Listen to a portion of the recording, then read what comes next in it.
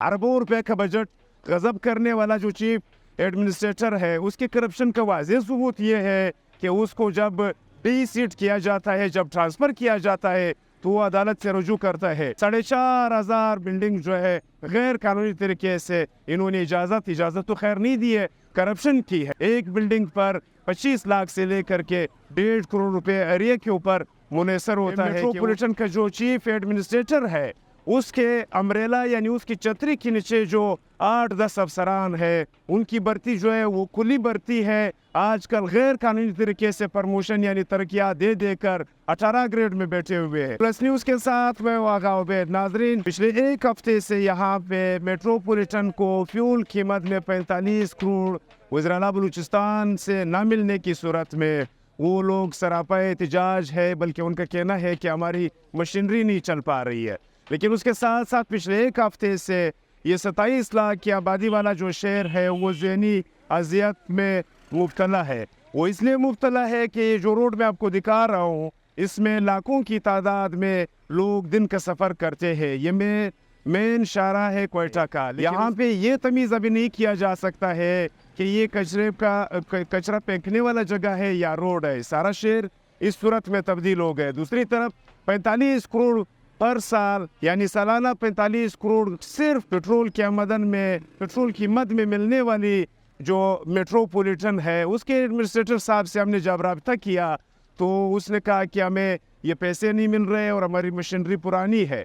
1600 employees deliveries की बुनियाद पर इस शहर में, लेकिन उसके बावजूद आज तो हड़ताल है। अगर आप हड़ताल से पहले भी देखते, इसी टब के ऊपर हमने 3 रिपोर्टें की है।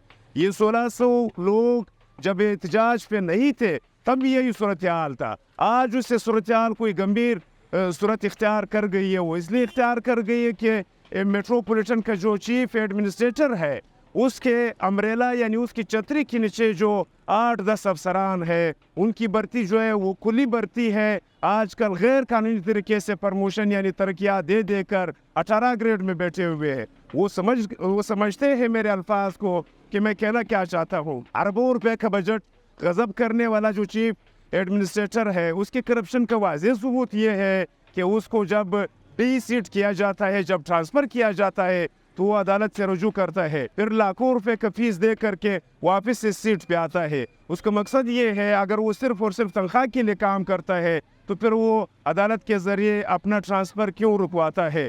अगर वो तनख्वाह के लिए काम नहीं करता है, इस शहर की इस्लाह के लिए काम करता है, इस शहर का इस्लाह आप लोगों के सामने है। अगर मेरा कैमरामैन आपको दिखा सके, जो मेट्रोपॉलिटन की प्रॉपर्टी है, जो उनके अमलाक है, जो उनके प्लाजे है, वो यहाँ पे एक और अलमिया ये है कि पिछले 5 साल से उसका टेंडर नहीं हुआ है। उसका टेंडर इसलिए नहीं हुआ है कि वो अपने मुलाजमीन के जरिए उसको चलाते हैं, ना वो किसी को बताते हैं। वो 8-10 अफसरान का जो गठजोड़ है, वो बताते भी नहीं है कि वो कौमी ख़जाने में इस अरबों रुपए की मलकियत वाली जो प्रॉपर्टीज़ है, उसके ज़रिए जो आमदन है, वो आवाम को बताते भी नहीं है कि वो पैसे कौमी ख़जाने में कितने जमा होते हैं। बल्कि गठजोड़ है, अपने मुलाजमीन को सरकारी अमलाक पे बिठा करके जो 10 लाख 15 लाख माहाना किराए पे जाने वाली पार्किंग्स है, उसके मद में वो 4 लाख 3 लाख रुपए जमा तो करते हैं। बाकी जो करोड़ों रुपए होते हैं वो आपस में इनका बंदर बांट होता है।